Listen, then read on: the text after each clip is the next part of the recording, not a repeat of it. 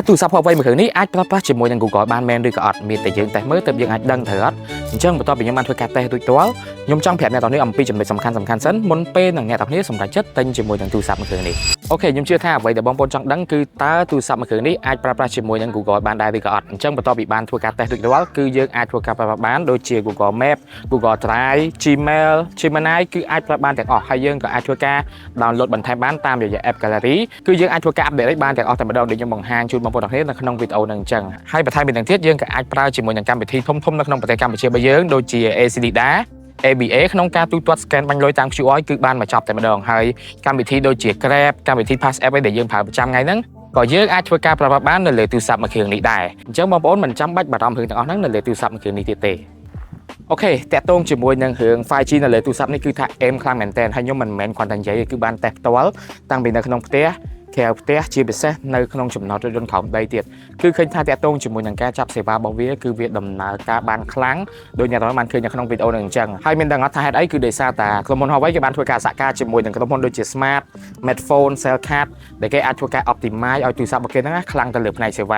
ាហើយរឿងតេស្តគឺជារឿងមួយឯងប៉ុន្តែរឿងសំខាន់មួយទៀតគឺការប្រើប្រាស់ផ្ទាល់ហ្នឹងតាក់ទងជាមួយនឹងការ download file download វីដេអូការមើល YouTube អីគឺឃើញថាវាដំណើរការ smooth មែនទែនទោះបីជាយើងនៅទីតាំងក្នុងក្រុងឬក៏ក្រៅក្រុងឬក៏ជាក្រុងក៏ដោយកាមេរ៉ាក៏ជាផ្នែកមួយសំខាន់នៅលើទូរស័ព្ទមួយគ្រឿងនេះដែរនៅផ្នែកខាងក្រោយគឺយើងទទួលបានជាមួយនឹង lens ចំនួន3គ្រាប់គឺ lens gold ដែលមានទំហំ50 megapixel បំពាក់មកជាមួយនឹង sensor មួយលើ 1.28 inch ដែលយើងអាចធ្វើការចាប់រូបភាពបានយ៉ាងស្រស់ស្អាតក៏ដូចជា lens សម្រាប់ zoom ឬក៏ telephoto lens ហ្នឹងដែលមានទំហំ50 megapixel ដូចគ្នាបំពាក់មកជាមួយនឹងប្រព័ន្ធទប់លំនឹង OIS ហើយនឹង lens មួយទៀតគឺជាប្រភេទ ultra wide ដែលមានទំហំ 12.5 megapixel សម្រាប់ឲ្យយើងប្រើប្រាស់ក្នុងការចាប់ប្លង់ទូលាយហើយខ្ញុំបានចំណាយពេលមួយរយៈតាក់ទងជាមួយនឹងការប្រើប្រាស់ទូរស័ព្ទមួយនេះក្នុងការថតរូបដូចជា zoom តាំងពី 2x 4x 10x 20x គឺឃើញថាទោះបីជាយើង zoom ប៉ុណ្ណាក៏ដោយនៅពេលដែលរូបភាពដែលយើងទទួលបាននៅតែមាន detail នៅតែ sharp ល្អនៅពេលដែលយើងប្រើប្រាស់ជាមួយនឹងទូរស័ព្ទមួយដែលអាចធ្វើការថតរូបនៅទីតាំងដែលឆ្ងាយពីយើងបានស្អាតគឺវាល្អមែនទែនយើងអត់ចាំបាច់ត្រូវការដើរទៅចិត្តទីតាំងឬក៏ពេលខ្លះនៅក្នុងស្ថានភាពមួយចំនួនគឺយើងអាចចូលទៅក្នុងចិត្តទីតាំងបានយើងគ្រាន់តែធ្វើការប្រើប្រាស់ជាមួយនឹង lens zoom គឺអាចចាប់រូបភាពឬក៏សកម្មភាពមួយហ្នឹង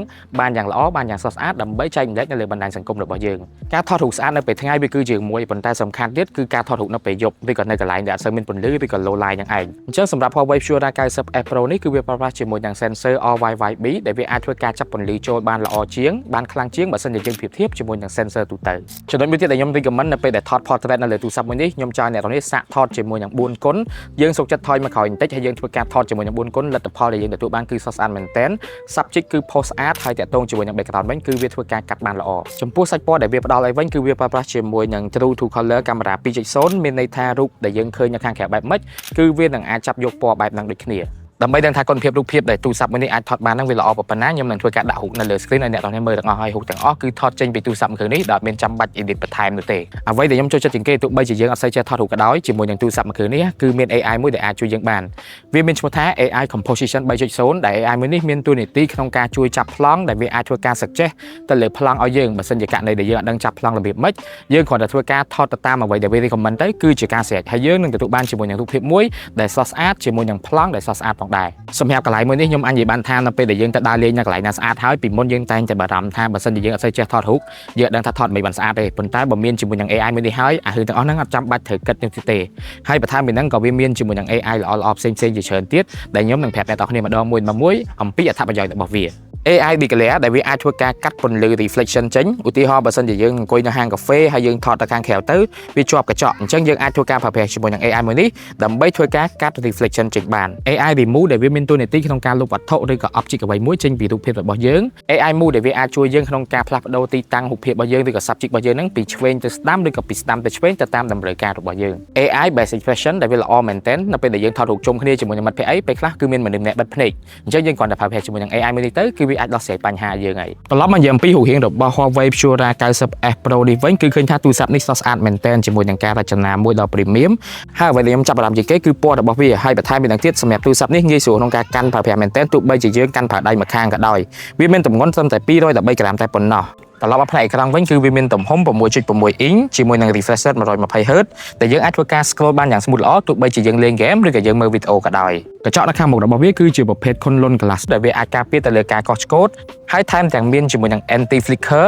ដែលងាយស្រួលក្នុងការមើលដែលវាល្អមែនទែនសម្រាប់អ្នកដែលគាត់ប្រើទូរស័ព្ទយូរម៉ោងគឺគាត់អត់មានអារម្មណ៍ថាឈឺភ្នែកឬក៏រយភ្នែកនោះទេតាក់ទងជាមួយនឹងភាពធន់វិញទូរស័ព្ទមួយនេះគឺបំពាក់មកជាមួយនឹងអាវក្រោះការពារទឹកនិងធូលី IP68 ហើយនិង IP69 ចំពោះទូរស័ព្ទមួយគ្រឿងនេះគឺដំណើរការជាមួយនឹង chip 9-30S ជាមួយនឹង RAM 12GB ហើយនិង storage 256GB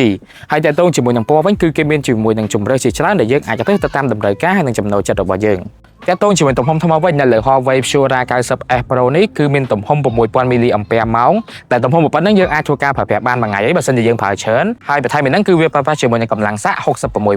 ដែលយើងអាចធ្វើការសាកថ្មបានយ៉ាងលឿនផងដែរសម្រាប់ទូរស័ព្ទហ្នឹងដែរគឺបំពាក់មកជាមួយនឹង AI Assistant ដែលវាអាចជួយទៅលើការងារប្រចាំថ្ងៃរបស់យើងដូចជា AI Voice AI Lens AI Touch ហើយនិង AI Search បន្ថែមពីហ្នឹងទៀតយើងក៏អាចធ្វើការ share file ពី Huawei ទៅកាន់ iPhone ហើយនិងពី iPhone មកកាន់ Huawei វិញតាមរយៈកម្មវិធី Petal Interconnect អញ្ចឹងតើតើជាមួយនឹងទំហំ spec ឬក៏មុខងារផ្សេងៗអំពីទូរស័ព្ទមួយគ្រឿងនេះគឺមានប៉ុណ្ណឹងដូចអ្នកទាំងដឹងអញ្ចឹងថាបើសិនជាអ្នកទាំងកំពុងតែស្វែងរកទូរស័ព្ទមួយដែលមានកាមេរ៉ាថតរូបខ្លាំងមានសេវាខ្លាំងមានមុខងារ AI ដែលវាអាចជួយទៅលើការថតរូបក៏ដូចជាការងារទូទៅរបស់យើងបានងាយស្រួលក្នុងការកាន់ហើយសំខាន់គឺរូបរាងជាមួយនឹងពណ៌នេះស្អាតខ្លាំងមែនទែនអញ្ចឹងបើសិនជាបងប្អូនអរគ្នាចាប់អារម្មណ៍ជាមួយនឹងទូរស័ព្ទមួយគ្រឿងហ្នឹងអាចធ្វើការតាក់ទងទៅកាន់ page Huawei បានហើយបើសិនជាមានសំណួរអីផ្សេងៗទៀតអាចធ្វើការតម្លាក់ទៅក្នុងប្រអប់ comment ខាងក្រោមចាំខ្ញុំធ្វើការឆ្លើយជូនទៅកាន់អ្នកទាំងគ្នាចំពោះវីដេអូថ្ងៃហ្នឹងគឺយើងមានប៉ុណ្ណឹងអរគុណនិងជួបអ្នកទាំងគ្នានៅក្នុងវីដេអូក្រោយៗទៀត